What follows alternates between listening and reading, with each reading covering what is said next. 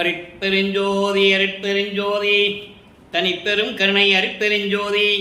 எல்லா உயிர்களும் இன்புற்று வாழ்க, வள்ளல் மலரடி வாழ்க வாழ்க, கொல்லாவரதம் கூல எல்லாம் ஓங்குக, நல்லோர் நினைத்த நலம் பெறுக, நன்றி நினைத்த எல்லோரும் வாழ்க இசைந்து.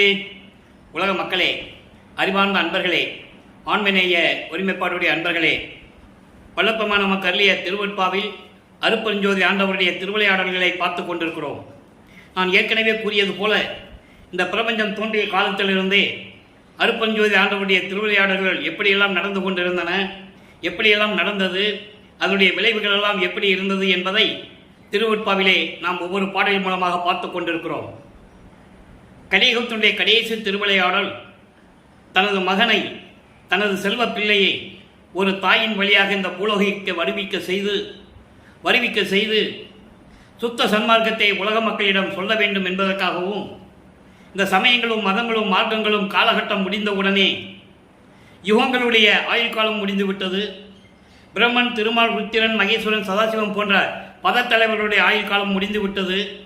அதன் பிறகு இந்த பிரபஞ்சத்தை இயக்குவதற்காக தனது மகனை சமயங்களும் மதங்களும் மார்க்கங்களும் இல்லாத ஒரு மார்க்கமான சுத்த சன்மார்க்கத்தை நிறுவி தன் மகன் கையில் ஒப்படைத்து உலக மக்களை எல்லாம் சுத்த சன்மார்க்கத்தில் சேர்த்து உலக மக்கள் எல்லாம் சமரசமாக எல்லோருமே இன்புற்று வாழ வேண்டும் என்பதற்காகவே வருவிக்க செய்தார் அருட்பெருஞ்சோதி ஆண்டவர். அந்த நிலையை அருட்பெருஞ்சோதியுடைய இப்படிப்பட்ட திருவிளையாடலை பாடல்களின் மூலமாக நமது பிள்ளை பெருமானவர்கள் திருவெட்பாவிலே கூறிய பாடல்களின் மூலமாக ஒவ்வொரு பதிகத்திலிருந்தும் ஒவ்வொரு பாடல்களில் இருந்தும் நாம் பார்த்து கொண்டிருக்கிறோம். அருட்பெருஞ்சோதியுடைய திருவிளையாடல் கலியுகத்தினுடைய கடைசி கட்டத்தில், கலியுகம் 1900 ஆண்டு முடிந்துவிட்டது. அது வளர்ப்பமன் அவர்களே குறிப்பிட்டு கூறியிருக்கிறார்கள். அதில் எந்த விதமான மாற்றம் இல்லை, யாரும் மறுக்கவும் முடியாது. அப்போ அந்த நிலையில் இருக்கும்போது ஒளியுகம் உதயமாகிறது, சதுர்யுகம். அப்போ இந்த காலம் சுத்த சன்மார்க்கத்தின் காலம். சமயங்களும் மதங்களும் மார்க்கங்களும் இல்லாத ஒரு மார்க்கத்தை உலக மக்களிடம் தெரிவிப்பதற்காகத்தான் நமது வல்லப்பமானவர்கள், பிள்ளை பெருமானவர்கள் வருவிக்க விட்டார் என்பதை அருட்பெருஞ்சோதி அகவலிலே நாம் தெரிந்து கொள்ளலாம். ஆன்ற சன்மார்க்கம் அணிபெற என்னைத்தான் ஈன்று அமுதளித்த இனிய நற்றாயை என்று சொல்லுவார். அதே போன்று 6ஆம் திருமுறையிலே பாடலிலே அகத்தை கருத்து புறத்தை விழுத்திருந்த உலக அனைவரையும் சகத்தை துருத்தி சன்மார்க்கத்தை அடைவித்திட அவரும் இகத்தை புறத்தை பெற்று மகிழ்ந்திடுவதற்கென்றே என்னை உகத்தே இறைவன் வருவிக்க உற்றேன், அருளை பெற்றேனே என்று கூறுவார்கள். உகம் என்பது இந்த யுகத்தில் கலியுகத்துடைய இறுதி கட்டத்தில், அதாவது 5/10/1823 ஆண்டு இந்த பூலோகத்திற்கு நமது பிள்ளை பெருமானவர்கள் வருவிக்க உற்றார். அதிலிருந்து 30/1/1874 இரவு 12 மணி வரையிலும் 51 ஆண்டுகளும் எப்படி அருட்பெருஞ்சோதியுடைய திருவிளையாடல் நடைபெற்றது என்பதை தான் திருவெட்பாவிலிருந்தே நாம் பார்த்து கொண்டிருக்கிறோம். ஏற்கனவே பிரம்மன், திருமால், ருத்திரன், மகேஸ்வரன், சதாசிவம் போன்ற பதத்தலைவர்கள் ஆட்சிகள் எல்லாம் முடிந்து இறுதியாக 51 ஆண்டுகள் பாக்கி இருக்கும்போது இந்த பிரபஞ்சத்தை இயக்குவதற்காக ஒரு ஆள் வேண்டும், ஒரு நபர் வேண்டும் என்பதற்காக தனது செல்வ பிள்ளையை தான் இங்கே மண்ணிலைக்கு வருவிக்க செய்து 51 ஆண்டுகள் திருவிளையாடல் செய்து கொண்டிருக்கிறார் அருட்பெருஞ்சோதி ஆண்டவர். இந்த 51 ஆண்டுகளையும் 8 பிரித்து தன் மகனுக்கு ஒவ்வொரு 8 ஆண்டுகளிலும் எப்படி அருளை கொடுக்கிறார், எப்படி காட்சி கொடுக்கிறார், எப்படி திருவிளையாடல் நடக்கிறது என்பதை தான் பார்த்து கொண்டிருக்கிறோம். அந்த வகையில் நாம் பார்க்க வேண்டிய பாடல் 1ஆம் திருமுறை பதிகம் 6 திருவருள் முறையீடு 92வது பாடல். மொத்தம் திருவருள் முறையீடு 232 பாடல்களை கொண்டது. ஒவ்வொரு பாடலிலும் இந்த சமயங்களும் மதங்களும் மார்க்கங்களும் சூழ்ந்திருந்த காலகட்டங்களில் இவர் வருவிக்க உற்றதனால் எப்படியெல்லாம் இறைவனை முறையீடு செய்கிறார், இறைவனிடம் விண்ணப்ப வைக்கிறார் என்பதை பார்த்து கொண்டிருக்கிறோம். நமது பிள்ளை பெருமானவர்கள் ஒரு தாயின் வழியாக இந்த பூலோகத்திற்கு வருவிக்க உற்று 8 ஆண்டுகள் முடியும் வரையிலும், வருவிக்க உற்ற 1ஆவது ஆண்டிலிருந்து 8 ஆண்டுகள் வரையிலும் எந்த விதமான அருளையும் இறைவன் கொடுக்கவில்லை. இவரும் ஒரு மனநிலையில் இல்லாமல் இருக்கிறார். உதாரணமாக சொல்ல வேண்டும் என்றால், எந்த பாடசாலைக்கும் செல்ல மனம் இல்லை, யாரிடம் போய் கல்வி கற்க வேண்டிய அந்த உள்ளம் மனம் வரவில்லை, மனம் அலைபாய்கிறது. இந்த 8 ஆண்டுகளுக்குள் நடந்த விஷயங்கள் வேறு. அதன் பிறகு 9வது ஆண்டு தொடக்கத்தில் வருவிக்க உற்று 9வது ஆண்டில் இறைவன் ஆட்கொள்ளுகிறார். அதை திருவெட்பாவிலே நாம் பாடலின் மூலமாக பார்த்திருக்கிறோம். ஆண்டாறு 3 ஆண்டிலே ஆட்கொண்ட அருள்கடலே என்று கூறுவார். ஆரோடு 3வது ஆண்டிலே முன்னம் என்னை ஆட்கொண்டாய் என்று கூறுவார். சிறு பருவத்திலே என்னை ஆட்கொண்ட இறைவனை என்று கூறுவார். விளையாடும் பருவத்திலே என்னை ஆட்கொண்ட இறைவனை என்று கூறுவார். ஆக 9வது ஆண்டிலே இறைவன் வருவிக்க உற்ற பிறகு, இறைவன் ஆட்கொண்ட பிறகு, இறைவனால் வருவிக்க உற்றவன் என்ற நிலை மட்டும் அவருக்கு தெரிகிறது. ஏனால் இவர் முன்னால் இறைவன் தோன்றி, மகனே நீ என் மகன், ஒரு காரியத்திற்காக, அதான் காரியம் காரணம் காரியம் கடந்த கடவுளை என்று கூறுவார். காரணம் என்பது நோக்கம், காரியம் என்பது செயலாக்கம். ஒரு காரண காரியத்திற்காகத்தான் உன்னை இந்த பூலோகத்திற்கு வருவிக்க செய்தேன், முன்பருவம் பின்பருவம் காட்டி உனக்கு அருள் செய்வேன் என்று சொல்லி புன்னகை விட்டு சிரித்து விட்டு மறைந்து விடுகிறார். ஆக இறைவன் ஆட்கொண்ட பிறகு வல்லப்பெருமான் அவர்களுக்கு ஞானம் கிடைக்கிறது. நல்லா கவனிக்கணும், ஞானம் மட்டும்தான் கிடைக்கிறது, மெஞ்ஞானம் இல்லை. ஞானம் கிடைக்கிறது, பாடுகின்ற அருளாற்றல் கிடைக்கிறது, எல்லாமே கிடைக்கிறது. ஆக இறைவனால் வருவிக்கூட்ட மகன் என்று தெரிந்த பிறகு அவருடைய மனநிலை எப்படி இருந்தது வெளியே யார்ட்டையும் சொல்ல முடியாது. இங்கே தங்கியிருக்கிற வீட்டிலையும் சொல்ல முடியாது, அந்த சுற்றத்திலையும் சொல்ல முடியாது. வருவிக்க உற்றதனால் ஏற்பட்ட சொந்தம், ஒரு தாயின் கருவிலே இருந்து வருவிக்க உற்றதனால் அதனால் ஏற்பட்ட சொந்தங்கள் இருக்கிறதே, அவங்ககிட்டையும் சொல்ல முடியாது, நண்பர்கள்ட்டையும் சொல்ல முடியாது, சுற்றி இருக்கிறவங்கள்ட்டையும் சொல்ல முடியாது. இது கடவுள் ரகசியம், காலத்தின் கட்டாயம். அதனால் வருவிக்க உற்றவன் என்ற நிலை தெரிந்த பிறகு, இறைவன் வரவில்லை என்று தெரிந்த பிறகு முறையீடு செய்கிறார். அதான் திருவருள் முறையீடு என்ற பதியத்திலே நாம் பார்த்து கொண்டிருக்கிறோம். பாடல் நம்பர் 92. வான் மாறினும், பாடலை கவனிங்க. உங்களுக்கு பாடல் புரியாட்டாலும் கூட இறைவன் கொடுத்த விளக்கம் மிகவும் எளிமையாக இருக்கும். வல்லப்பெருமான் எனக்கு அளித்த விளக்கம் மிகவும் எளிமையாகவும் அற்புதமாகவும் இருக்கும். வான் மாறினும் மொழி மாறாத மாறன். இங்கே மாறன் என்பது பாண்டிய மன்னன். இந்த கலியுகத்தில் நடந்த ஒரு திருவிளையாடலை இங்கு கூறுகிறார். ஏனென்றால் இங்கே சம்பந்தப்பட்ட ஒரு நிகழ்வு அங்கு நடக்கிறது. நல்லா கவனிக்கணும்.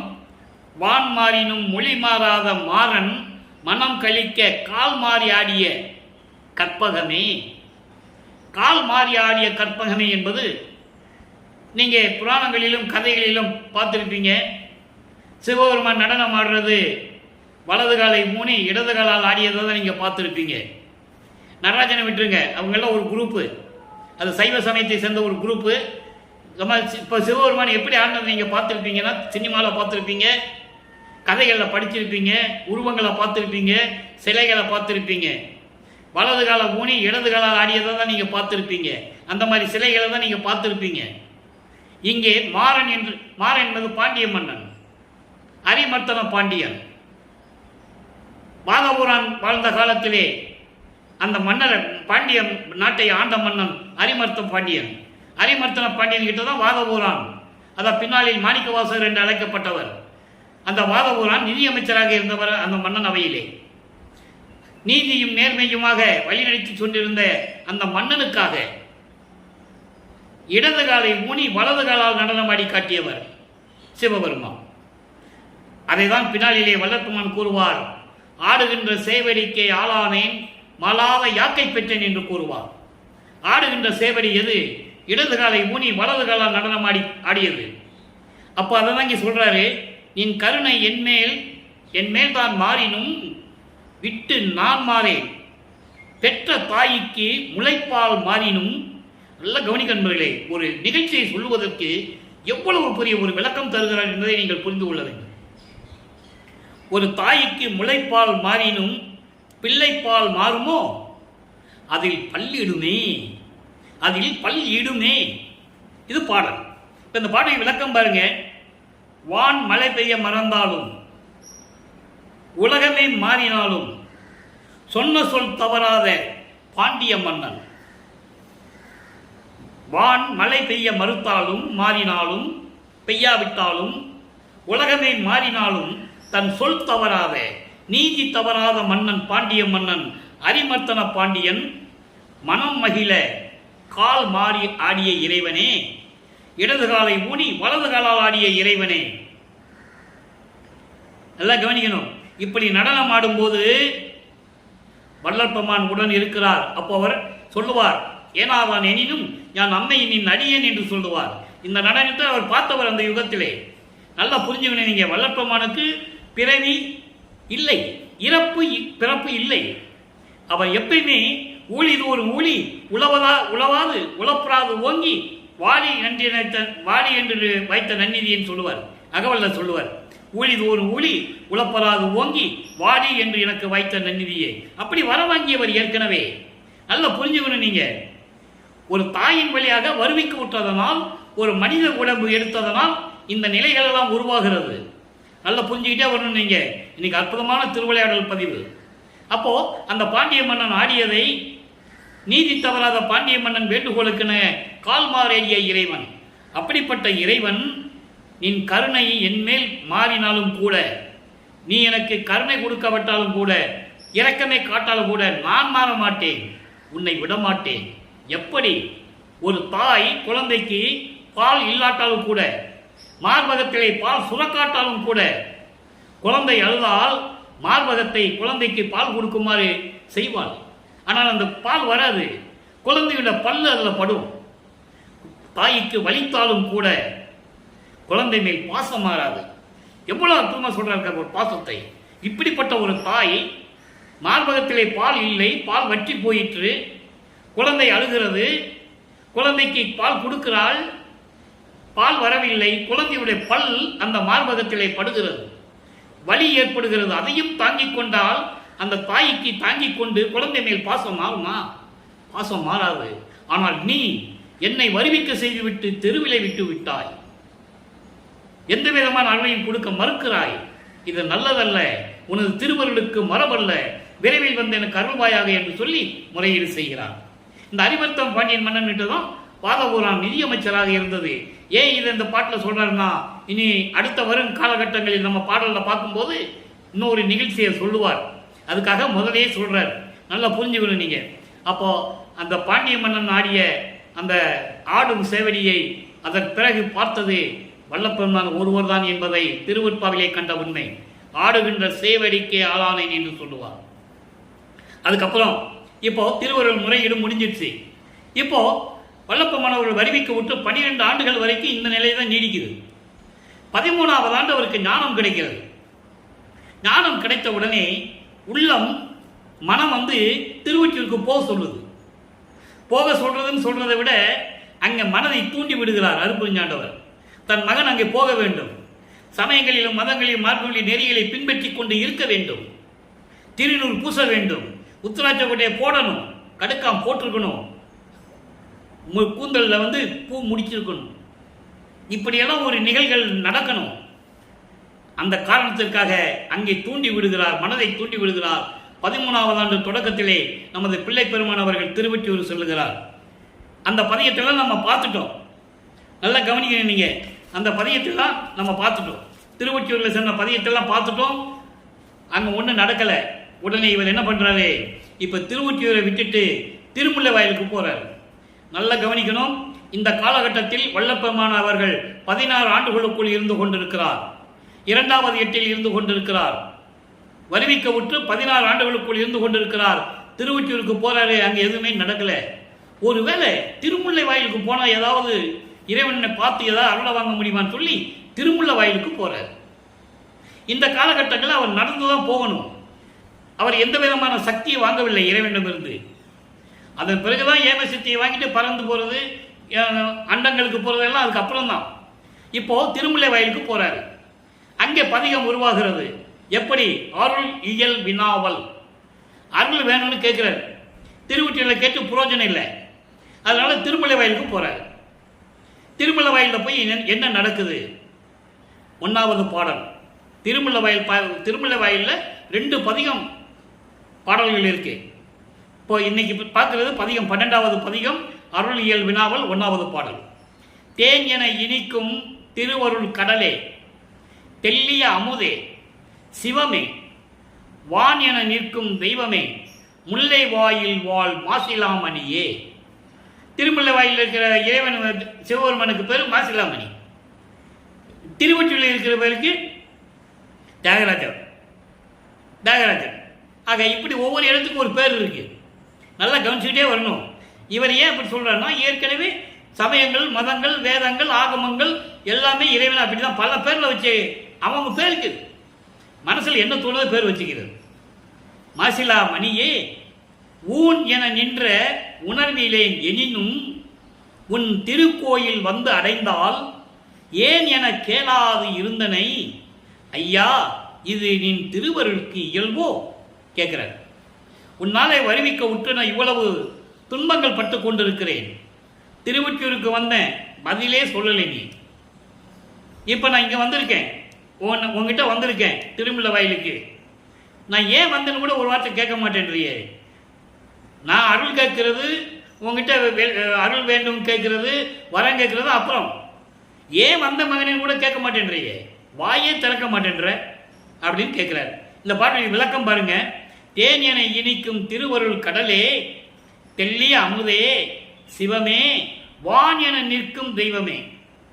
ஆதாயம் உயர்ந்த அளவுக்கு, வான் அளவுக்கு உயர்ந்து கொண்டிருக்கின்ற தெய்வமே, முல்லை வாயில் வாழ் மாசிலாமணியே, திருமுல்லை வாயில் இருக்கின்ற மாசிலாமணியே, என் இறைவனே, என் தேகத்தை பற்றியே நினைத்தேனே தவிர, அதான் ஊன் என நின்ற உணர்விலே, உன்னை பற்றி நினைக்காம என் தேகத்தையும் இந்த வருத்தத்தையும் நான் நினைச்சிட்டு இருக்கேன்.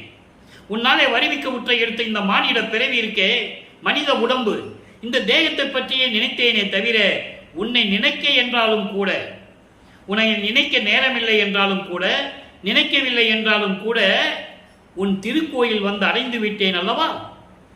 உன்கிட்ட நான் வந்துட்டேன்ல, ஏன் என்று கேளாமல் இருப்பது எதுக்கு? நீ வந்த இவ்வளவு தூரம் ஏன் வந்தன்னு நீ கேட்டியா? கேட்காமல் இருந்த நீயே ஐயா கடவுளே, இது நின் திருவருளுக்கு அழகா என்று கூறுகிறார். இது உன் திருவருளுக்கு அழகா? வருவிக்க உற்று இவ்வளவு துன்பங்களை கொடுத்து கொண்டிருக்கிறாயே என் தெய்வமே, இது அழகா என்று கூறுகிறார். நல்லா கவனிக்கணும் நண்பர்களே. ஒரு மகனை, தன்னுடைய செல்வ பிள்ளையை, அவர் இட்ட பெயர் தன் மகனுக்கு செல்வப்பிள்ளை, அது பாடல்களிலே உண்டு. கொல்லை என இன்பம் கொடுத்தாய், நினது செல்வப்பிள்ளை என எற்கு பெயரிட்டாய், தெல்லமுதம் அளித்தாய், சன்மார்க்க சங்கத்தை வைத்தாய், எந்தாய் கருணை இது என்று சொல்லுவார். இது எப்போ நம்ம பின்னால பார்க்க போறோம். சுத்த சன்மார்க்கத்தை வாங்கின பிறகுதான் சொல்லுவார். அப்போ முன்னால் வருவிக்க முற்றன் என்ற நிலை தெரிந்த பிறகும் கூட இவ்வளவு துன்பங்களை எனக்கு கொடுத்து கொண்டிருக்கிறாயே இறைவா, இது உன் திருவருளுக்கு அழகா, இது மரபா என்று கூறி விண்ணப்பம் வைக்கிறார். சரி, இப்போ மூன்றாவது எட்டுக்கு போகும்போது 24 பிள்ளைப்பெருமானவர்கள் 24 ஆண்டுகளுக்குள் என்ன நடந்தது நல்லா கவனிங்க. பதியம் 10 புனரா விறகு பொருந்துரு வேட்கையின் இரங்கல், இது தலைப்பு பேரு. இப்ப பாருங்க, திருவொற்றியூருக்கு போனாரு, ஒன்னும் புரோஜனம் இல்லை. திருமுல்லை வாயிலுக்கு போயிட்டு வந்துட்டாரு, அங்கேயும் புரோஜனம் இல்லை. திருப்பி சொல்றாரு, புனரா விறகு பொருந்துரு வேட்கையின் இரங்கல். எங்க போனாலும் இறைவனை பார்க்க முடியவில்லை. இந்த பாடல் எப்படி கொடுக்கிறாருன்னா, தலைவி தலைவனை பார்க்க முடியாமல், ஒரு காதலி காதலனை பார்க்க முடியாமல், அவனோடு சேர்ந்து சந்தோஷமாக இருக்க முடியாமல் எப்படி மனம் வருந்துதோ அதை விளக்கி சொல்லுவது. அதான் புனரா விறகு. புனரா விறகு என்பது இந்த காமத்தினுடைய துயரம். தலைவனிடமிருந்தோ காதலிடமிருந்தோ இன்பத்தை பெற முடியாவிட்டால் எப்படி அந்த துன்ப நிலை இருக்குமோ அதை நினைத்து வருந்தி தோழியிடம் சொல்லுவது. ஒரு பெண் ஒரு ஆணை காதலித்தால் அதை முதலில் தோழியிடம் தான் கூறுவாள். அந்த நிலையில் இருந்து கொண்டு இந்த பாடலை நாம் கருதியிருக்கிறார்கள். மொத்தம் 30 பாடல்கள். இன்னைக்கு 1வது பாடலை பார்க்க போறோம். ஒவ்வொரு பாடலும் அவ்வளவு அருமையா இருக்கும். அதை சொல்லிவிட்டு உலக மக்களுக்கு என்ன சொல்லுகிறார் என்ற மைய கருத்து இதில் இருக்கு. அதையும் பார்க்க போறோம். முடியாத நிலைமை திருப்பி திருவொற்றியூருக்கு வராரு. நல்லா புரிஞ்சுக்கணும். திருவொற்றியூருக்கு வந்தாரு, 11 பதியம் வரைக்கும் அங்கே நடந்தது, ஒன்றும் நடக்கல. 12வது பதியம் திருமுல்லை வாயிலுக்கு போயிட்டாரு, அங்கேயும் ஒன்றும் ஆகலை, ஏன்னு கூட கேட்கல. திருப்பி திருவொற்றியூருக்கே வராரு. முடியாத நிலை மாறி நல்லா கவனிக்கணும். தோழியிடம் சொல்றாரு, அதாவது நான் காதலனை பார்த்து அவனோடு சந்தோஷமா இருக்கணும்னு நினைச்சேன், அதனால என்னால் முடியலை என்று வருந்தி தோழியிடம் சொல்லுகிறார். உள்ளார் புறத்தார் பாடல் பாருங்க. உள்ளார் புறத்தார் ஒற்று என்னும் ஊரார். ஒப்பு என்று ஒன்றும் இல்லார், வல்லால் என்று மறை துதிக்க வருவார். நல்லா கவனிக்கணும் இந்த வரியை. வல்லால் என்று மறை துதிக்க வருவார், இன்னும் வந்திலரே. அங்கு ஒரு சூட்சமமான விளக்கம் மறைந்திருக்கிறது. அதாவது மறை துதிக்க வருவார், இன்னும் வந்திலரே. அதுக்கடையில் ஒரு விளக்கம் இருக்கு. அது இறைவன் கொடுத்த விளக்கம். இப்போ நம்ம சொல்லுவேன் உங்களுக்கு. இன்னும் வந்திலரே எல்லாது என்று மறை துதிக்க வருவார், இன்னும் வந்திலரே எல்லாது இருந்த பெண்கள் எல்லாம் இகழா நின்றார். இங்க ஏன் பெண்கள் என்று சொல்லுகிறார்? நல்லா புரிஞ்சுக்கணும். கோயிலில் போனால் பெண்கள் மட்டும்தான் இருப்பாங்களா? வேற யாரும் இருக்க மாட்டாங்களா? மக்கள் இருப்பாங்க, ஜனங்க இருப்பாங்க. இவர் பெண்கள் என்று ஏன் சொல்றார் என்றால், தன்னை ஒரு பெண்ணாக உருவகப்படுத்தியதனால் அங்க பெண்கள் சொல்றாரு. அங்க பொதுப்படையா நம்ம அங்க இருக்கிற ஜனங்கள்னு சொல்லணும், மக்கள். அது அந்த விளக்கம் தனியா பார்ப்போம். எல்லாரும் இருந்த பெண்கள் எல்லாம் இகழா நின்றார், இனிய மொழித்து எல்லார் அமுதே என்னடி நான் செய்வது ஒன்றும் தெரிந்தில்லனே. தோழியிடம் சொல்லுகிறார், தோழியிடம் உள்ளத்திடம் சொல்லுகிறார். இப்போ தோழியிடம் எப்படி சொல்றார்? தலைவி, தலைவனை நான் பார்ப்பதற்காக சென்று கொண்டிருக்கிறேன், தலைவனை பார்க்க முடியவில்லை, அவன் மேல் எனக்கு காதல் உருவாகிவிட்டது, காமம் வந்து அடைந்து விட்டது, தலைவனோடு சுகமாக இருக்க வேண்டும் என்று நான் நினைக்கிறேன். ஆனால் நான் தேடி தேடி செல்லுகிறேன், உள்ளார் புறத்தார். எல்லார் உள்ளங்களிலும் இருக்கிறார், வெளியிலும் இருக்கிறார், திருவொற்றியூர் என்னும் ஊரிலும் இருந்து கொண்டிருக்கிறார். அவருக்கு நிகர் யாருமே இல்லை. அதான் சொல்றார், ஒப்பு என்று ஒன்றும் இல்லார், இறைவனுக்கு நிகரானவன் யாரும் இல்லை. வல்லால் என்று மறை துதிக்க வருவார். மறைகள் என்பது வேதங்கள். 4 வேதங்களும் கடவுளே கடவுளே என்று மன்றாடும் போது, வணங்கும் போது வருவார். ஆனால் நான் வணங்குகின்றேன், இன்னும் வந்திலரே. நான் வணங்குகின்றேன் என்றது சூட்சமமான ஒரு விளக்கம். வேதங்கள் எல்லாம் வணங்குகின்றன, வந்து விடுகிறார். அப்ப நான் வணங்குகிறேன், வரவில்லை. இறைவனால் வருவிக்க உற்றவன் நான், அவர் இன்னும் வரவில்லை, வந்திலரே என் தோழியே. அங்கே பெண்கள் எல்லாம், நல்லா கவனிங்க, அங்க சொல்றாரு, பெண்கள், அழகான பெண்கள் எல்லாம் வணங்க பதில் பேசாமல் உடனே வருவார். அங்கே ஜனங்கள் எல்லாம் இறைவனை உருகி வணங்கி கொண்டிருக்கிறார்கள். அங்கே வருவார், வந்து அருள் கொடுத்து கொண்டிருக்கிறார். தேன் போன்று இனிமையாக பேசக்கூடிய என் தோழியே, நான் வணங்குகிறேன், வேண்டுகிறேன், மன்றாடுகிறேன், முறையீடு செய்கிறேன். வரவே இல்லை, இன்னும் வரவில்லை. நான் எப்படி வருத்தத்தோடு இருந்து கொண்டிருக்கிறேன் தெரியுமா? எப்போது என்னோடு கூடி மகிழ வருவாரோ எனக்கு தெரியவில்லையே தோழி, நான் என்ன செய்வேன் என்று சொல்லி இந்த பாடலை அறிவிக்கிறார்கள். இதன் மூலம் மக்களுக்கு என்ன தெரிவிக்கிறார்? உலக மக்களே, நான் இறைவனால் வருவிக்க உற்று 24 ஆண்டுகள் வரையிலும் இறைவனை தேடி தேடி தேடி அலைந்து வருந்தி துன்பப்பட்டதுதான் மிச்சம். ஒரு பலனும் இறைவனிடம் நான் பெற்றுக்கொள்ள முடியவில்லை. நல்லா கவனிக்கணும். சுத்த சன்மார்க்கத்தை பெற்ற பிறகு எப்படியெல்லாம் பெற்றேன்னு சொல்லுவாரு, அது அந்த நிலை. இப்ப மறைப்பு நிலையில் இருந்து கொண்டிருக்கிறார். ஞானம் மட்டும் கிடைத்தது, மற்ற நிலைகளெல்லாம் மறைப்பு நிலையில் இருக்கிறார். நல்லா புரிஞ்சுக்கணும் நீங்க. அவர் தேகம் உத்தேகன்றது அவருக்கு தெரியாது. ஏன்னா அது எல்லாமே மறைப்பு நிலையில் இருக்கு. இறைவன் மறைப்பு வைத்துக் கொண்டிருக்கிறார் தன் மகனுக்கு. அப்போ அந்த நிலையில் இருக்கும்போது சொல்றார், உலக மக்களே, நான் வருவிக்க உற்று 24 ஆண்டுகள் வரையிலும் இறைவனிடமிருந்து எந்த அருளையும் பெற முடியவில்லை, வருத்தத்தையும் துன்பத்தையும் நான் சுமந்து கொண்டிருக்கிறேன் என்று சொல்லுவார். இதை 6ஆம் திருமுறையில் ஒரு இடத்திலே சொல்லுவார், மெய்யருள் வியப்பிலே சொல்லுவார். 12 ஆண்டு தொடங்கி இற்றைய பகல் வரை இந்த படியில் நான் பட்ட பாடு நினைக்கில் மலையும் கரையுமே, இருமும் உருகுமே அப்படிலாம் சொல்லுவார். அந்த நிலை இந்த நிலையை அனுபவித்துக் கொண்டிருக்கிறார். அனுபவித்து விட்டுதான் அங்க சொல்றாரு. அப்போ இப்படியெல்லாம் இருக்கின்றதே உலக மக்களே, இறைவன் எப்பதான் வருவாரோ, என்னை ஆட்கொண்டு எப்பதான் அருளை தருவாரோ என்று எனக்கு தெரியவில்லை என்று சொல்லி 24 ஆண்டுகள் வரைக்கும் இந்த நிலை தொடர்கிறது. அதன் பிறகு இவருக்கு ஒரு உறுதியுடன் இருக்கிறார். இனிமேல் எங்கேயும் செல்வதில்லை. இருக்கிற இடத்துல வீட்டை பூட்டிட்டு கதவை சாத்திக்கிறது, தாழ்பா போட்டுறது. இறைவன் வந்து அவன் அருளால் கதவு தானா திறக்கட்டும், நான் திறக்க மாட்டேன் என்று சொல்லி வீட்டில் இருந்துட்டார். அப்போ வல்லப்பமானவர்கள் 4வது எட்டில் இருந்து கொண்டிருக்கிறார். 4 × 32 25வது ஆண்டிலிருந்து 32 ஆண்டுகளுக்குள், அந்த 8 ஆண்டுகளுக்குள் இறைவனுடைய திருவிளையாடல் எப்படி நடக்கிறது? இறைவன் எப்படி எழுந்தருளி தன் மகனுக்கு அருளை கொடுக்கிறார், எப்படி உத்தரவிடுகிறார், என்ன செய்ய சொல்லுகிறார், அப்படியெல்லாம் நம்ம பார்க்க போகிறோம். அங்கே தான் உருவாச்சு அருட்பிரகாச மாலை. மொத்தம் 100 பாடல்கள். இது வரைக்கும் 16 பாடலை பார்த்துருக்கோம். இன்னைக்கு 17வது பாடல். அற்புதமான பாடல், நல்லா கவனிங்க. இந்த பாடலை பார்ப்பதற்கு முன்னால் 27வது ஆண்டில், வருவிக்கவுற்று 27வது ஆண்டில் தனக்கோடி அம்மையாருக்கு திருமாங்கல்யம் பூட்டி, அதாவது தாலி கட்டி அந்த அம்மாவுக்கு மோட்ச வீட்டை காட்டி விமோசனத்தை கொடுத்தவர் வல்லபெருமானவர்கள். இது ஒரு திருவிளையாடல் நடக்குது. இது பாடல்களில் உண்டு. நம்ம அற்புத மாலையில் போக போக பார்க்க போகிறோம். இந்த நிகழ்வை மட்டும் நீங்கள் மனசில் வச்சுக்கோங்க. ஏன்னா 27வது ஆண்டுக்கு அப்புறம் தான் மற்ற விஷயம்லாம் நடக்குது.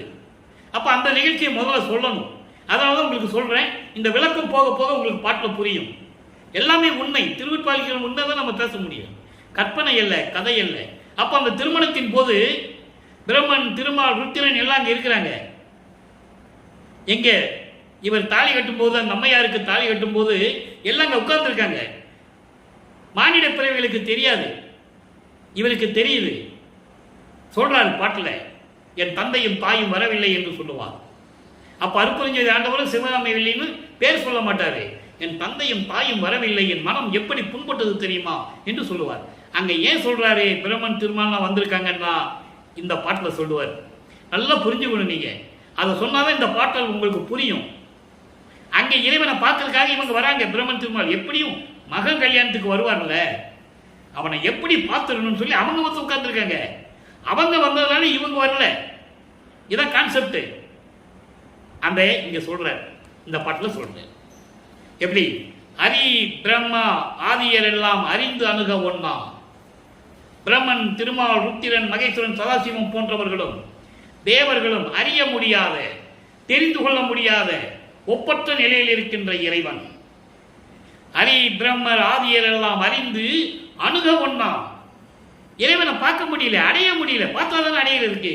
அதனால புள்ள கல்யாணத்துக்கு எப்படியும் வருவான், அந்த இறைவன் வருவான், நம்ம பார்த்துருன்னு சொல்லி இவங்க வந்து கல்யாண மண்டபத்தில் உட்கார்ந்துருக்காங்க. இவங்க வந்ததுனால அவர் வரல. இது பின்னால்தான் வல்லபெருமான் சொல்லுவார், இதனால தான் நீ கல்யாணத்துக்கு வரலையான்னு கேட்பார். அற்புதமா இருக்கும் அந்த நிகழ்வுகள் தான். இவ்வளவு திருவிளையாடல் நடக்குது நண்பர்களே. யார் சொன்னது? 202 வருஷம் ஆயிடுச்சு வல்லபெருமான்கள் வருவிக்க விட்டு இறைவனானது. பிரபஞ்சத்தை இயக்கிக் கொண்டிருக்கிறார். பொதுப்படையாக பேசினார்கள் தவிர திருவருட்பாவை மக்களிடம் கொண்டு யாரும் சேர்க்கவில்லை என்பதுதான் உண்மை. பொதுப்படையாக சொன்னாங்க, அகவல் படிங்க, அவ்வளவுதான். இப்போ இந்த நிலை பாருங்க. இப்ப கல்யாணத்துக்கு அவங்க வந்துட்டாங்க, இவங்க வந்துட்டாங்கன்னு சொல்லி அவர் வரல. இதை பின்னால்தான் வல்லபெருமான் சொல்லுவாரு. அதை நம்ம போக போக பார்க்க போறோம். அப்போ அரிய பிரம்மன் பார்க்க முடியாத இறைவன், அப்படிப்பட்ட இறைவனுடைய திருவடிகள் அருள் பெரும் சீர் அடிமலர்கள். அப்படிப்பட்ட திருவடிகள் அன்று ஒரு நாள் வருந்த கரி இரவில் நடந்தருளி யான் இருக்கும் இடத்தை கதவு திறப்பித்து அன்றலைன். கரி இரவுன்றது கும்மு இருட்டு சொல்லுவாங்களே, பேய் இருட்டுடான்னு சொல்லுவாங்க உலகியல்ல. கும்மு இருட்டு, அதாவது எதுக்கு வர்றவங்க கூட தெரியாது, அந்த மாதிரி ஒரு இருட்டு. அதான் கரி இரவு. அப்படி இரவுல இப்படிப்பட்ட திருவடிகள், பிரம்மனும் திருமாலும் இவங்கெல்லாம் தேவர்கள்லாம் பார்க்க முடியாத அந்த திருவடிகள் கால் வலிக்க மண்ணிலே நடந்து வந்து, ஏன் மண்ணில் நடந்து வராரு? மகனை சமாதானப்படுத்தணும். வலிக்க விட்டு 32 ஆண்டுகள் வரைக்கும் எவ்வளவு கஷ்டப்படுத்தினார் மகனை. அப்ப மகன் மனம் எப்படி இருக்குன்னு அவருக்கு தெரியும். அதனால கதவை பூட்டிட்டு கோபத்தோட இருக்கிறான். அவனை சமாதானப்படுத்தும் சொல்லி நடந்து வருவது போல திருவிளையாடல் செய்கிறான். வந்து கதவை திறப்பித்து எனது கையில் ஒன்று கொடுத்து, இந்த ஒன்று என்பது அருள் கொடை. நல்லா ஞாபகம் வச்சுக்கங்க, அருள் கொடை. என்ன அருள் கொடைன்றதை நம்ம பின்னால பார்க்க போறோம். ஒன்று கொடுத்துட்டு, உரிமையோடு வாழ்க, நீ என் மகன் என்ற உரிமையில் இந்த பூலோகத்தில் நீ வாழ்க என்று சொல்லி உரைத்தது மட்டுமல்லாமல், சொன்னது மட்டுமல்லாமல், இன்று அது ஒரு நாள் நடந்தது. இன்று உவந்து மகிழ்ந்து வந்து உணர்த்தினை. என்னத்தை உணர்த்தினாரு? அந்த அருள் கொடையை கொடுத்தாருல, அது என்ன அருள் கொடைன்னு உணர்த்துறாரு. அது எப்படி செயல்படுத்தணும்னு உணர்த்துறாரு. அது என்ன செய்யும், அது என்ன ஆற்றல் மிக்கது அப்படின்னு விளக்கி சொல்றாராம். விளக்கி உணர்த்தினை என் மீது பிரியம் என் மீது பிரியம் உனக்கு இருந்த வண்ணம் என் புகழ்வேன். என் மேலே என்ன அன்பு உனக்கு, அதை எப்படி சொல்லுவேனா? பொதுவில் பெருநடம் செய்ய அரசே, திருச்சிற்றம்பலத்திலே திருவிளையாடல் செய்து கொண்டு அருளாட்சி செய்து கொண்டிருக்கின்ற என் இறைவனே, என் பிழை பொறுத்த குருவே. இங்கே ஏன் பிழை பொறுத்த குருவேன்னு சொல்றார்? சமயங்களிலும் மதங்களிலும் மார்க்கங்களில் இருந்து கொண்டது போது ஏற்பட்ட தவறுகள். ஏன்னா அப்போ அவருக்கு சுத்த சன்மார்க்கம் தெரியாது, அதனால தான் திருநூறு பூசிட்டு இருந்தார். சுத்த சன்மார்க்கத்துக்கு இந்த சங்கல்ப விருப்பங்கள் தேவையில்லை. அது பின்னால் நம்ம விண்ணப்பத்தில் கூட சொல்றாரு, பெரும் விண்ணப்பத்தில் கூட சொல்லுவார், அதை நம்ம பார்க்க போகிறோம். சுத்த சன்மார்க்கம் என்பது சமயங்களும் மதங்களும் மார்க்கங்கள் கூறப்பட்ட நெறிகள் எதுவுமே இருக்கக்கூடாது. அந்த சங்கல்ப விருப்பங்களே இருக்கக்கூடாது. உருவ வழிபாடு செய்வது, ஊதுவத்தி கொழுவுத்துறது, கற்பூரம் ஏற்றுறது, ஆராதனை பண்ணுறது, அர்ச்சனை பண்ணுறது, வாழை இலையை போட்டு சோறு படைக்கிறது, இதெல்லாம் இன்னும் நடந்துகிட்டு இருக்கு. வழப்பமான படத்தை வச்சு அது கீழே இன்னும் நடந்துகிட்டு இருக்கு. அவங்களுக்கெல்லாம் விளக்கம் இல்லை, அவங்களால புரிஞ்சு கொள்ள முடியவில்லை. அது விளக்கத்தை இன்னைக்கு நம்ம பார்க்க போகிறோம். நல்லா கவனிங்க. சுத்த சன்மார்க்கம் எப்படி இருக்கணும், விளக்கம் இருக்கு. அப்போ இந்த நிலையில் இருக்கும்போது என் பிழையெல்லாம் பொறுத்த நீ தேவனே என்று சொல்லுகிறார். ஆக 24 ஆண்டுகள் வரைக்கும் தன் மகனை ஆட்கொள்ளாத இறைவன், அருளை கொடுக்காத இறைவன், மகன் கோபப்பட்டு வருத்தப்பட்டு கதவை பூட்டிய பிறகு வந்து கதவை திறந்து வா மகனை என்று அடியிலே அழைத்து கொஞ்சி குழாவி அருள்படையை கொடுக்கிறார்.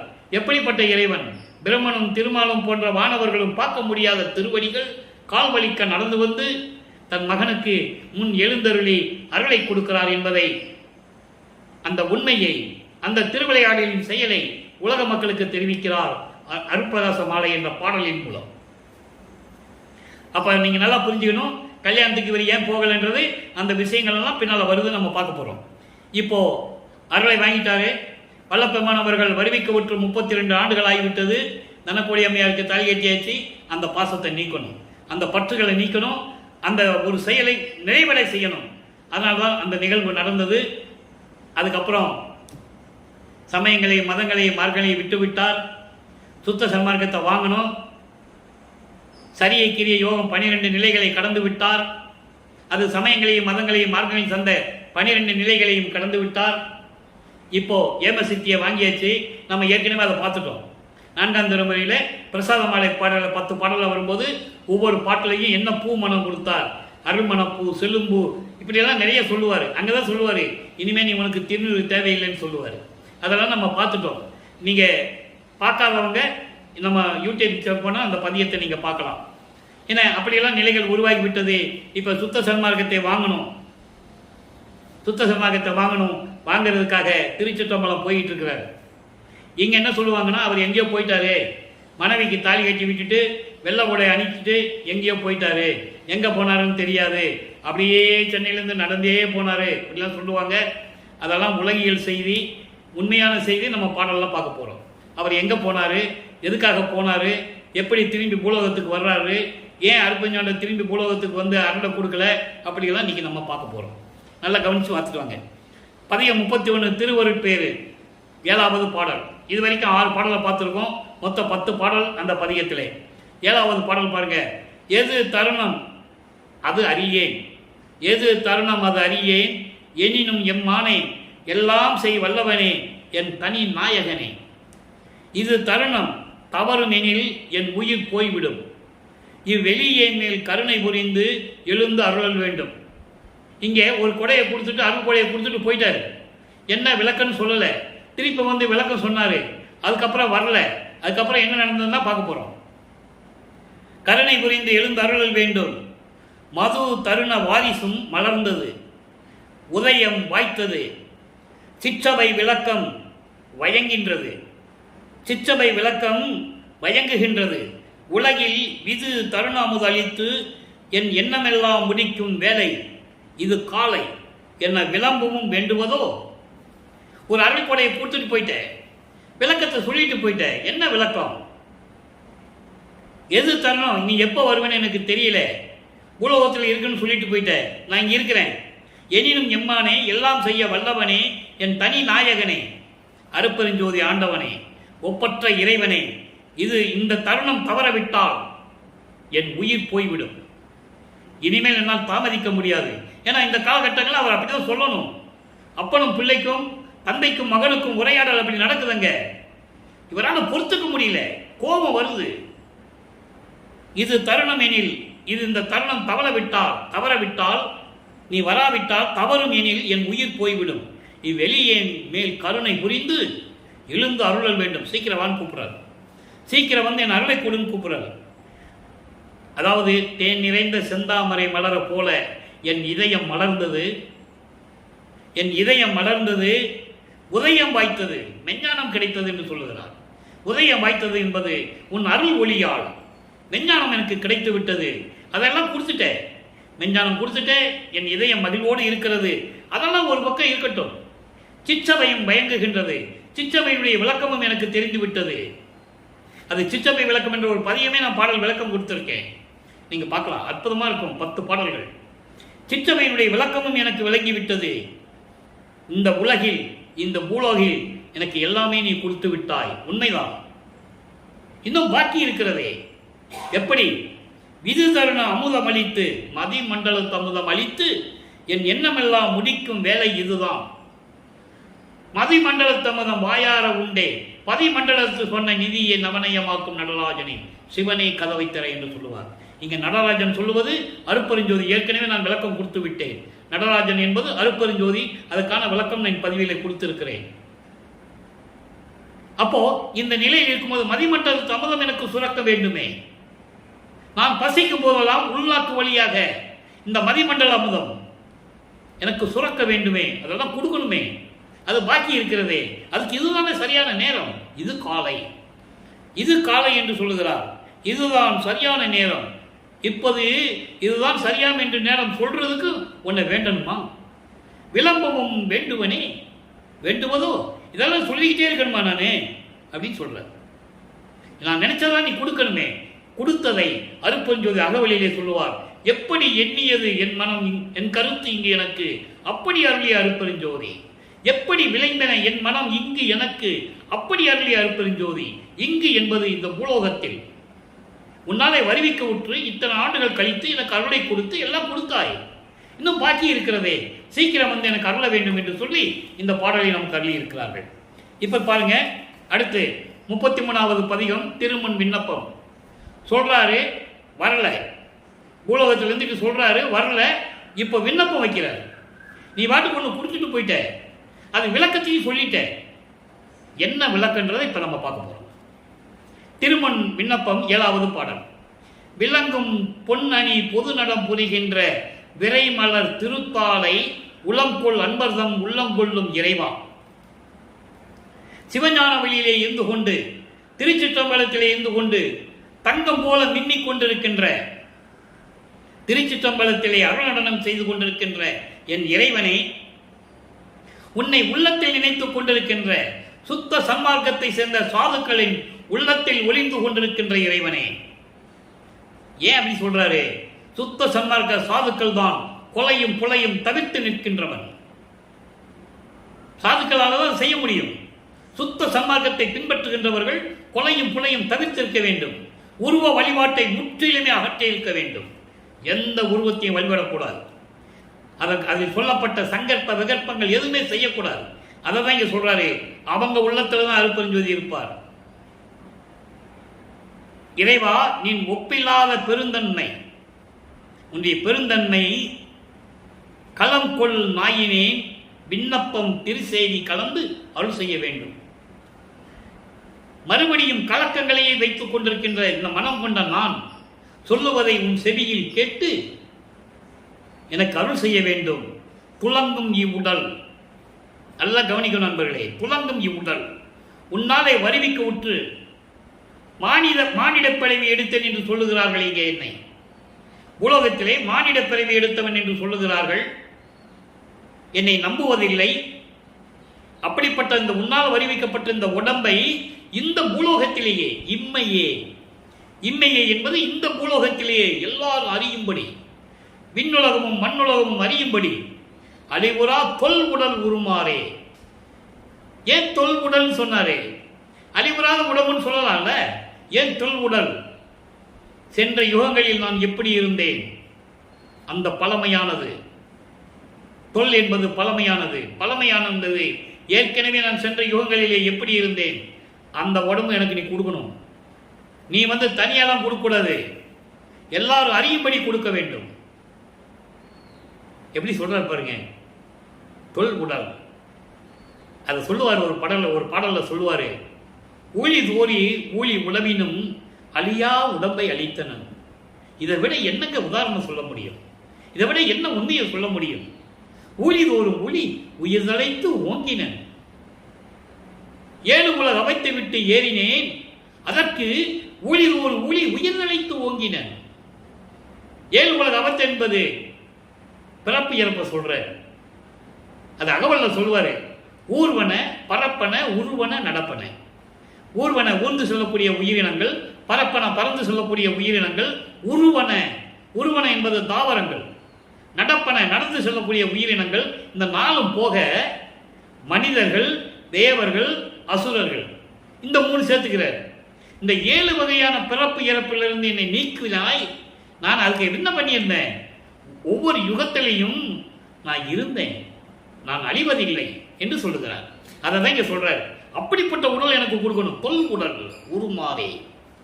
இதெல்லாம் இறைவன் கொடுத்த விளக்கம், நீங்க எங்க தமிழ் அகராதியிலும் கிடைக்காது. அப்படிப்பட்ட உடம்பை தரணும்னு சொல்லிட்டாரா?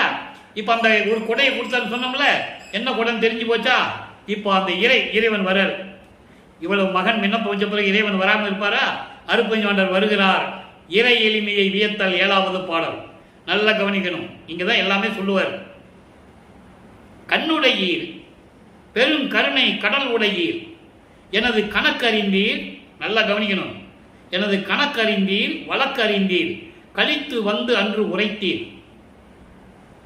ஏற்கனவே விண்ணுலகத்தில் ஏற்பட்ட ஒப்பந்தம் அவருக்கு மறைப்பு நிலையில் இருந்தனால தெரியாது. 9வது ஆண்டு ஆட்கொண்டார்ல, அப்ப சொல்லிட்டு போயிட்டாரு. அதுக்கப்புறம் மறைப்பு நிலை வந்துருச்சு. அதுக்கப்புறம் 32வது ஆண்டுல வரும்போது இந்த நிலையை சொல்றாரு. அன்று என்பது 32வது ஆண்டு. வல்லப்பமான் அவர்கள் வருவிக்க உற்ற 32வது ஆண்டு.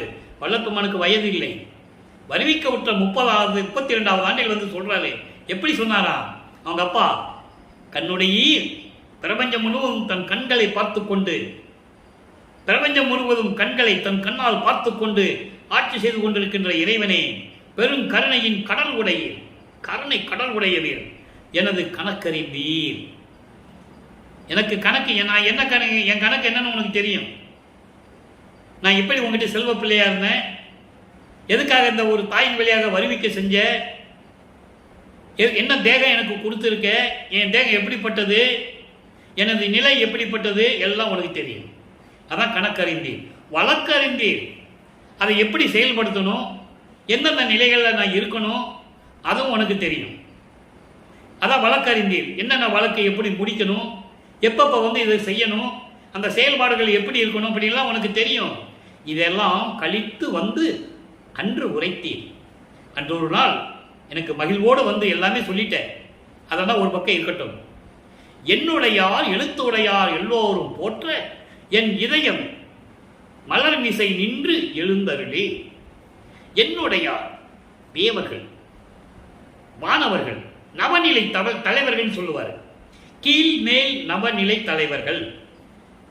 தேவர்களை கடவுள்னே சொல்ல மாட்டார், பிரமணத்தின் மேலே கடவுள்னு சொல்ல மாட்டார். அவரால் கோடான கோடி பங்கு தாழ்ந்த தரத்தில் இருக்கிறார் என்று சொல்லுவார். அப்படிப்பட்ட கீழ் மேல் நவநிலை தலைவர்கள், தேவர்கள் எல்லாருமே அதை சேர்த்துக்கிறார். எழுத்து உடையார், எழுத்து உடையார் என்பது இங்கே பாடுகின்ற புலவர்கள், முனிவர்கள் கூட இறைவனை பற்றி பாடியிருக்கிறார்கள். முனிவர்கள், அறிஞர்கள், ரிஷிகள், அவங்க தான் எழுத்து உடையார். அப்படி இவர்களெல்லாம் எல்லாரும் போற்றும்படி, எல்லாரும் என்னை போற்ற வேண்டும், என்னை வணங்க வேண்டும், எல்லாரும் போற்றும்படி என் இதயம் மலர் மீசை நின்று எழுந்தருளி, என் இதயத்தின் மேல் இருந்து எனக்கு எழுந்தருளி வாம பெண்ணுடைய மனம் கழிக்க. இங்கதான் அவங்க அம்மாவை சொல்றாரு, சிவகாமி வெள்ளிய. என் அம்மை, என்னை பெற்றெடுத்த தாய் சிவகாமி வெள்ளி மனமும் மகிழும்படி, பேருலகமும் கழிக்கும்படி, பெத்தரும் முத்தரும் மகிழ. பெத்தர் என்பது சித்தர்கள். இங்கே சித்தர்கள் என்று சொல்வதை விட மலம் சூழ்ந்தவர்கள். அவங்களால மலம், ஆணவம், கண்மம், மாயை, மாமாயை, துரோய், இந்த 5 மலங்களெல்லாம் அவங்களால நீக்க முடியாது. அவங்க தான் பெத்தர். சித்தர்கள் நிறைய பேர் மலமுடையவர்கள் தான். அதுக்கப்புறம் முத்தர் சொல்றார், இந்த சித்தர்கள் முத்தர்கள் மகிழ பக்தர் எல்லாம் பரவ சுத்த சன்மார்க்கத்தை சேர்ந்த சாதுக்கள் எல்லாம் வணங்க தேவர்கள் எல்லாரும் போற்ற என் இதயத்தின் மேல் எழுந்தருளி முத்தர்களும் சித்தர்களும் என்னை வணங்க சன்மார்க்க சங்கத்து சாதுக்கள் அன்பர்கள் எல்லாம் என்னை வணங்க விண்ணுடைய அருப்பெருஞ்சோதி விளையாடல் புரிய வேண்டு என்றேன். நீ திருவிளையாடல் செஞ்சு அருப்பெருஞ்சோதி எனக்கு கொடுக்கணும்னு நான் சொன்னேன். சொல்லுவதற்கு முன்னாலேயே என்பதன் முன் வேண்டும் என்று சொல்லுவதற்கு முன்னாலேயே உடனே விரும்பி நீர் இங்க வர்றதுக்கு. ஐயோ மகன் கேட்டுட்டானே, இதை செய்யணுமே, எல்லாரும் வணங்கும்படி எல்லாரும் போற்றும்படி விண்ணுலகம் மண்ணுலகம் அறியும்படி நம்ம பையனுக்கு அருப்பெருஞ்சோதியை கொடுக்கணுமே என்று நான் கேட்டு விட்டானே, இதற்கு முன்னாலே நம்ம போய் அவனுக்கு கொடுக்கணும். கேட்கறதுக்கு முன்னாலே பிள்ளை கேட்கறதுக்கு முன்னாலே தந்தை கொடுக்க வேண்டும் அல்லவா? மகனின் நிலை அறிந்து மனம் அறிந்து தந்தை கொடுக்க வேண்டும். அந்த நிலையை இங்கே கூறுகிறார். அப்படி நான் சொல்லுவதற்கு முன்னாலேயே விரைந்து இசைந்தீர், உடனே விரும்பி அதற்காகவே இங்க வந்து விட்டீர் என்று சொல்லுகிறார். அப்போ இறைவன் வந்தாச்சு. நல்லா புரிஞ்சுக்கணும். இப்ப இறைவன் வந்தாச்சா, இப்ப உண்மையை சொல்லணும். உண்மை கூறல் உலக மக்களுக்கு சொல்லணும்ல. பதிகம் 36 7வது பாடல். ஒவ்வொரு பாடலுக்கு ஒரு கனெக்ஷன் இருக்கு. திருந்தும் என் உள்ள திருக்கோயில் ஞான சித்திபுரம் என சத்தியம் கண்டேன். சமயங்களையும் மதங்களையும் மார்க்கங்களையும் விட்டுவிட்டு சுத்த சன்மார்க்கத்தை பெற்றுக்கொண்டு உன் உள்ள திருக்கோயில் என் உள்ள திருக்கோயில் தான் வடலூர். ஞான சித்திபுரம் என்பது வடலூர், பார்வதிபுரம் வடலூர். ஞான சித்திபுரம் என சத்தியம் கண்டேன். ஆஹா, எவ்வளவு அருமையா சொல்றார் பாருங்க. என் உள்ள திருக்கோயிலிலே என் உள்ளத்திலே நான் கண்டுவிட்டேன். சமயங்களையும் மதங்களையும் மார்க்கங்களையும் நீக்கிவிட்டு சுத்த சன்மார்க்கத்தை பெற்றுக்கொண்ட பிறகு என் உள்ளத்திலே நான் கண்டுகொண்டேன். வடலூர் தான் நீ இருக்கிற இடம் என்று நான் தெரிந்து கொண்டேன் என சத்தியம் கண்டேன். இருந்து அருள்கின்ற நீர், என் உள்ளத்தில் இருந்து அருள் கொடுத்துக் கொள்கின்ற நீர் என் இரு கண்கள் போன்றவர். இன்புற அன்று வந்து எழில் உரு காட்டி. இங்கதான் அருப்பெருஞ்சோதி உருவ காட்டுறாரு 33வது ஆண்டில். சுத்த சன்மார்க்கத்தை பெற்ற பிறகு என்னென்ன நடக்குதுன்னு சொல்றாரு. நல்லா நீங்க புரிஞ்சுக்கணும். உருக்காட்டி வருந்தலை என்று என்னை தேற்றியவாறே. வருந்தாதே மகனே, என் செல்ல மகனே, சுத்த சன்மார்க்கத்தின் தலைமகனே, நீதானே என் மகன், வருந்தாதே. இதெல்லாம் காலத்தின் கட்டாயம் அப்பா. எனது திருவிளையாடல் நடந்து கொண்டிருந்தது. உன்னை அறியாமலேயே நான் திருவிளையாடல் செய்து கொண்டிருந்தேன். இப்போ நீ உறுதியான நிலையில் இருந்து விட்டாய். எல்லா நிலையும் அடைவதற்கு நீ தகுதியானவன் என்று என்னை தேற்றி ஆறுதல் சொல்லி கட்டி அணைத்து, வள்ளலே இப்படியெல்லாம் நீ கொடுத்தவன் வள்ளலே, இன்று நீ வரவு கண்டல்லால் நீ உன்னுடைய வரவை நான் பார்க்க வேண்டும். பூலோகத்திற்கு வந்து எனக்கு முன் நின்று எழுந்தருள வேண்டும். அப்படி உன்னை பார்க்காமல் அருந்தவர் நேரினும் பொருந்த மாட்டேன். தவம் செய்கின்றவர்கள், கடும் தவம் செய்கின்றவர்கள் என் எதிரிலே வந்தால் கூட நான் அவர்களை பார்க்க மாட்டேன். அதனால் நீ விரைவில் வர வேண்டும். அருப்பெருஞ்சோதியை உன் மீது சத்தியம் என்று சொல்லி இந்த பாடலில் அருளியிருக்கிறார்கள். இப்போ இவ்வளவு நிலை நடந்து விட்டது, இவ்வளவு திருவிளையாடல் நடக்குது. இப்போ வரம்பில் வியப்பு 38வது பதிகம் 7வது பாடல். இப்போ அவர் வரணும். வந்துட்டாரு, உள்ளத்துல போயிட்டாரு. அவரை தடுக்கிறது யாரால முடியும்னு கேட்கிறார். அளவெல்லாம் கடந்த பெருந்தலை அண்ட அடுக்கெல்லாம், நல்லா கவனிக்கணும். அளவெல்லாம் கடந்த பெருந்தலை அண்ட அடக்கலாம், எல்லா அளவுகளையும் எல்லைகளையும் கடந்த அண்டங்களை எல்லாம் கடந்த அடுக்கடுக்காக இருக்கின்ற அண்டங்கள் எல்லாவற்றையும் கடந்த நிலையிலே இருக்கின்ற இறைவன், ஐயோ ஓர் அணுவில் பிளவில் கோடி கூற்றில் ஒன்றாக பேச நின்று ஓங்கிய பெரியோன். ஒரு அணுவுல கூட கோடி கோடான பங்கு இருக்குதான். அந்த அளவில் நின்று பேசிய ஓங்கிய பெரியோன் யாரு?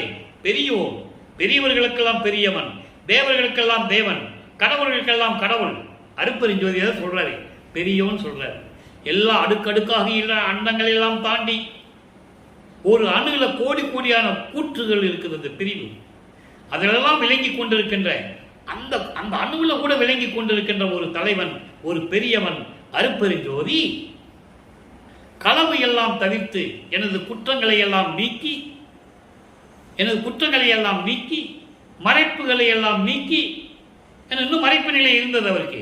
ஆனால் அந்த மறைப்பு நிலைகளை நீக்கி என் கருத்து எல்லாம் நிரம்பி, என் உள்ளத்தில் நிரம்பி, கருத்து என்பது உள்ளம், என் உள்ளத்தில் நிரம்பி கருணை ஆரம்பம் அளித்து உள்ளமாம் வளவிலை புகுந்து என் இதயத்திலே உள்ளத்திலே புகுந்து வளர்கின்றான், திருவிளையாடல் செய்து கொண்டிருக்கின்றான். ஐயோ, வள்ளலை தடுப்பவர் யாரே என்று சொல்லி இந்த பாடலை அறியிருக்கிறார்கள். இப்போ எப்படி உள்ள நுழைஞ்சாருன்னு சொல்லணும்ல, உள்ளத்தில் எப்படி நுழைஞ்சாரு? பதிகம் 39 திருவடி புகழ்ச்சி, அதாவது உள்ளம் புகுந்ததை பற்றி வியந்து கூறுதல். அது 7வது பாடல்.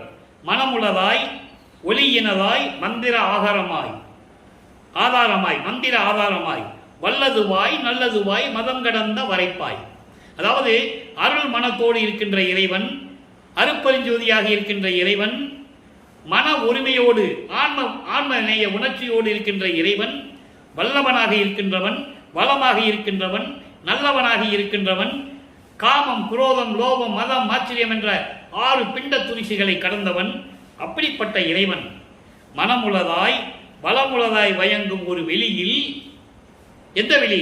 வெட்ட வெளி, சிவஞான வெளியில் விளங்குகின்ற இறைவன், மணிமேடை அமர்ந்த திருச்சிற்றம்பலத்தில் இருந்து கொண்டிருக்கின்ற இறைவன் என்பால் அடைந்து திருவடிகள் பெயர்த்து அவரை திருவடிகளை மண்ணிலே கால் பதிக்க நடந்து வந்து, அருள் பிரகாச மாலையில் சொன்னது வேறு, இது சுத்த சமாகத்தை பெற்ற பிறகு அருந்து வந்து என் எண்ணத்தில் இருக்கின்ற அத்தனையும் என்னிடம் வந்து என்னை அடைந்து என் எண்ணமெல்லாம் அளித்தாய் எங்கே? இந்த மூலகத்தில் எல்லாம் எனக்கு கொடுத்துட்டேன், நீ வரணும்னு சொன்னேன், வந்தேன், உள்ளத்துல புகுந்தேன், எல்லாத்தையும் எனக்கு கொடுத்துட்டேன். இதுதான் போதாது என்று என் அரசே, மகனுக்கு இதெல்லாம் கொடுத்தது போதாது என்று ஞான குணமலையே அருளமுதே குருவே என் பதியே கொடும் புலையேன் குடிசையிலும் குலவின் நுழைந்தனையே. நீ உள்ளத்தில் மட்டும் நுழையில, நான் இருக்கின்ற குடிசையிலும் மகிழ்ந்து நுழைந்து எனக்கு எல்லா அருளையும் கொடுத்து விட்டாயே என்று சொல்லுகிறார். இப்போ இந்த திருவிளையாடல் இன்றோடு நிறைவடைகிறது. இன்னும் நாளைக்கு திருவிளையாடல் நடக்கும்போது வேற பதிகை என்பது பாடலில் வரும்போது எப்படியெல்லாம் நடந்ததுன்னு பார்க்க போறோம். இறுதியில தான் இறைவன் அருட்பெருஞ்சாண்டவர் தன் மகனோடு இரண்டரை கலந்து கொள்வார். இப்போ உள்ளத்துல போறது, குடிசைக்குள்ள போறது, மகனுக்கு வந்து அருளை கொடுக்கிறது, பூலோகத்துக்குள்ள இருந்து விண்ணோலத்துக்கு கூப்பிடுறது, அங்க போன பிறகு மகனே இன்னும் ஆண்டுகள் இருக்கு, நீ பூலோகத்துக்கு போன்னு சொல்றது, இங்க வந்த பிறகு இவர் விண்ணப்பம் வைக்கிறது, இப்படிதான் நடந்துகிட்டே இருக்கு. அதை நம்ம பார்த்துக்கிட்டு இருக்கோம். எனவே அன்பர்களே, இந்த திருவிளையாடல்கள் எல்லாம் அற்புதமாக இருக்கும். நீங்க எத்தனையோ திருவிளையாடல்களை புராணங்களிலும் காவியங்களிலும் பார்த்திருப்பீர்கள், படித்திருப்பீர்கள். இந்த மாதிரி திருவிளையாடலை நீங்க கேட்டிருக்க முடியாது. ஒரு தந்தைக்கும் மகனுக்கும் ஏற்பட்ட உரையாடல்கள், தந்தை மகனிடம் எழுந்தருளி எப்படியெல்லாம் அருளை கொடுக்கிறார், எல்லாம் நம்ம பார்த்துட்டு இருக்கோம். எனவே அப்படிப்பட்ட அருள் நிலையில், கடவுள் நிலையில் இருக்கின்றவர் வள்ளல் பெருமான், அருட்பெருஞ்சாண்டவருடைய மகன், செல்ல மகன், தலை மகன், செல்வ பிள்ளை அவர். எனவே அவர் உருவாக்கிய சுத்த சன்மார்க்கத்தில் இணைந்து சைவ நெறியை பின்பற்றி கொண்டு, சைவ நெறி என்பது என்ன? புலாலை மறுப்பது, மாமிசத்தை எடுத்துக்கொள்ளக்கூடாது, உயிர்களை கொல்லக்கூடாது, உயிர் நேயம் இருக்க வேண்டும், உயிர் இரக்கம் இருக்க வேண்டும். அந்த நிலையில் இருந்து கொண்டு ஜோதி வழிபாடு செய்து இறைவனை வணங்கி அருட்பெருஞ்சோதி அருட்பெருஞ்சோதி தனிப்பெருங்கனை அருட்பெருஞ்சோதி என்ற மகாமந்திரத்தை உச்சரித்து இறைவனிடமிருந்து எல்லா செல்வங்களையும் பெற்றுக்கொண்டு நீங்கள் நோயற்ற வாழ்வில் இந்த வையகத்திலே வாழ்வாங்க வாழ வேண்டும் என்று இறைவனுடைய தயவாலையும் கருணையாலையும் வாழ்த்தை விடைபெறுகிறேன். இந்த வள்ளலார் ஊழியன். மீண்டும் நாளை சந்திப்போம். நன்றி, வணக்கம். அருட்பெருஞ்சோதி அருட்பெருஞ்சோதி தனிப்பெரும் கருணை அருட்பெருஞ்சோதி. அருட்பெருஞ்சோதி ஆண்டவருடைய திருவிளையாடல் நாளையும் தொடரும். நன்றி, வணக்கம்.